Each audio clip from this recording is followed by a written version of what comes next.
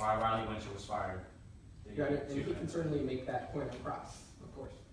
No, well, as you've established, you're arguing that this goes to the company's overall patterns. I'm going to have to allow the testimony for now. Would you like me to repeat that question, Ms. Lynn? Yes, please. So those three writers, or I'm sorry, employees that you said violated the HR policy, could you please give us the background on them? Yes, absolutely. I listened to these phone calls that they had, which dictated kind of like the punishments they were supposed to receive. There was the IT guy who sexually harassed an intern. There was a writer who plagiarized, which was a huge no-no in our business. And then there was another employee that showed up to work drunk. So. And did those employment phone calls end with those writers or those employees being terminated? No, actually, they just had to one had to apologize, and a couple of them had to go to some seminars. And what were the ages of those employees? They were all in their 20s. Now, after this initial round of firings, was Ms. Winter still around at TBD? Yeah, I think she's one of the ones they were referring to when they said they needed to keep a few of them around. And did Ms. Shaw's attitude about age, did this ever manifest itself in the way that she spoke about Ms. Winter while she was at TBD? Yeah, I mean, the best example I can think of is that email she sent out. What was this email? The email basically called Ms. Winter a dinosaur. Objection, Your Honor. The witness is testifying something that's not in evidence. Your Honor, I'm actually about to admit this into evidence. I'm just laying the foundation. If the counsel would lay the foundation, I'd be fine with the witness is saying what is in that email right now. I'm not asking her to quote it yet, Your Honor. If you could lay the foundation as soon as possible. Yes, sir. Thank you. So what was this email generally about? So basically just congratulated Ms. Winter on my favorite DJ retweeting her article, which I was super happy for her about.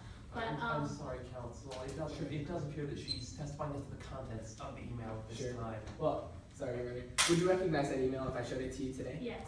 Let the record reflect that I'm approaching opposing counsel with what's previously been marked Exhibit 7. May I approach the witness, Your Honor? What is it that I handed you, Ms. Lynn? That email that I was talking about. And do you recognize Ms. Shaw's email address on that? Yes. And does it also contain her common characteristic that she uses whenever she sends out an email? Yes. And has this email been altered in any way? No. Finally, is it a fair and accurate copy? Seems to be. At this time, I move what's previously been marked Exhibit 7 into evidence as plaintiff said. Any objection? No objection, Your Honor. Without objection? Now, Ms. Lynn, could you please tell the jury what this email says? Well, the subject is not dead yet. And says, guess whose article about DJ culture just got retweeted by Calvin Harris? That's right, our very own Riley Winter. Between Jurassic World and Riley's recent success, it's been a great summer for dinosaurs. Thank you, Ms. Lynn. Permission to retrieve the evidence and publish it to the bench. Permission granted.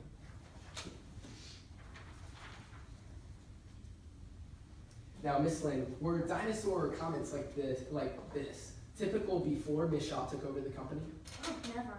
Did they become typical afterwards? Yeah, I mean, kind of came the running joke around the office. Everybody knew who you were talking about if you referred to somebody as a dinosaur after that. Was Ms. Winter ever referred to a dinosaur after that point in time? Yeah, definitely. The best example I can think of is her birthday card. And what happened with that birthday card? Well, her birthday, I believe, was on November 20th, and we threw a party for her. We got a cake. It was raspberry with buttercream frosting. And basically, we just passed a card around the office. One of our interns bought it, and we all signed it. And what did that card have on the cover? It was a dinosaur eating cake. And did Ms. Shaw sign that card? Yes, all staff signed it. Did she do anything after signing the card? Yeah, she actually circled one of the comments she thought was quite funny on it, and wrote "well done" next to it. And did she look up at you and have anything to say about Ms. Winter's age? Actually, yes, later that day, she did come to me and ask me if the ages of the writers were on the website, which struck me as funny, but I told her no, only the graduation dates are up on there. And she said that that was a problem, which really confused me. But then the next day, I saw that those dates had been taken off our website. Now, did Ms. Shaw's attitude about age ever manifest itself in the way that she spoke about TBD as a company?